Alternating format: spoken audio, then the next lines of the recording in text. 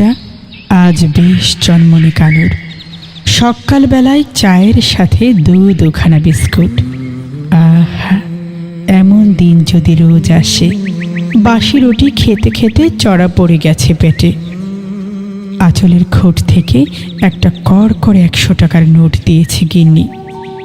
মামরা মেয়েটাকে অনেক দিন মাছ খাওয়াতে পারেনি কানু। কি করবে? দিন আনি দিন খাই সংসারে। ফ্যান ভাত, আলু ভাতই বিরিয়ানি ভেবে খেয়ে যেতে হয়। এবার 10 ক্লাস হলো রিনির। সামনের বছরে অনেকগুলো খরচ আছে। কি করে করবে ভেবে এখনই ঘুম আসে না রাতে। ট্রলি ভ্যানটার পিছনের 2 চাকাই পাল্টাতে হবে, সেখানে অনেক টাকার ধাক্কা। ভাবতে ভাবতে বাজারের মোড়ে মাস্টার মশাইয়ের সাথে দেখা। রিনিকে বিনা পয়সায় পড়ানো নি, স্কুলের মাইনেটাও ফ্রি করে দিয়েছেন। ভগবান বলতে যা বোঝায় আর কি। রামলোচনের দোকানে সকালবেলা ভিড় একটু বেশিই থাকে। দারুণ ঘুগনি বানায় ওর ছোট বউ। 5 টাকার ঘুগনি মুড়ির অর্ডার দিয়ে বট গাছের তলায় ভাঙাচোরা ট্রলিটা রেখে এলো কানু। মকবুল চাচার গোডাউনে পৌঁছতে আজও দেরি হয়ে যাবে তার।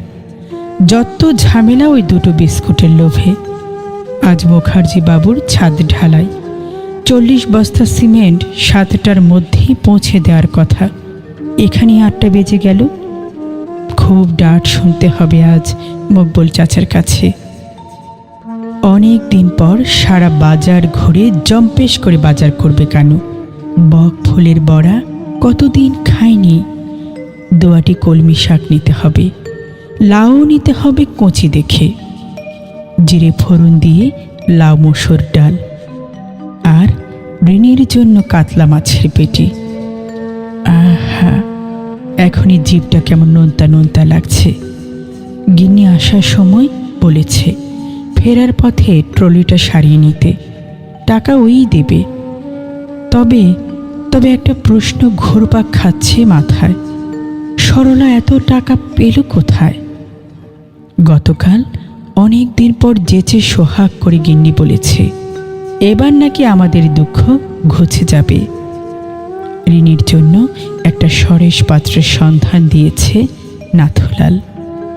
রাজস্থানে নিজের বাড়ি, ব্যবসাপত্র ভালোই, বয়স 40 ছুঁই ছুঁই।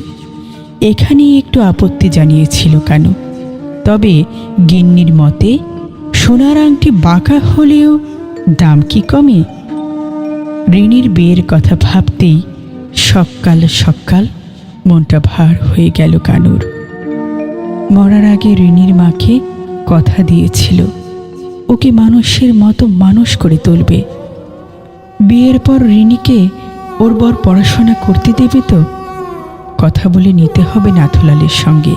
মেয়েটাকে জলে তো ফেলে দিতে পারে না। দুপুরের খাওয়াটা বেশ জম্পেশ হয়েছে আজ। জর্দা দিয়ে 2 পান সেজে সরলা খাটে এসে বসল হাসি মুখে। একসময় এমনই সুখী জীবনের স্বপ্ন দেখত কানু। 5 ক্লাস পড়িয়েছিল, তারপর মা মারা গেল। বাবাও আবার একটা বিয়ে করে চলে গেল শহরে। স্কুলে আর যাওয়া হয়ে ওঠেনি।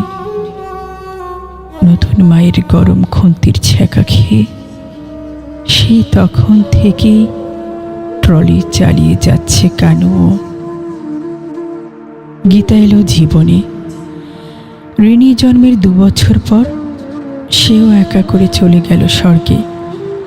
মা মরা মেয়েটার জন্য ইচ্ছে না থাকলেও আবার বিয়ে করেছে কানু।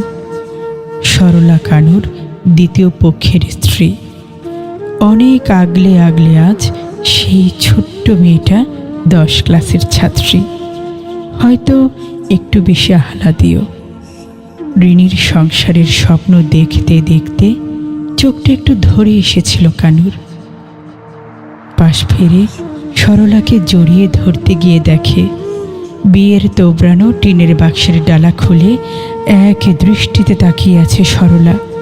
চেনা মুখে সবচেয়ে অচেনা চকচকে লোভী চোখ।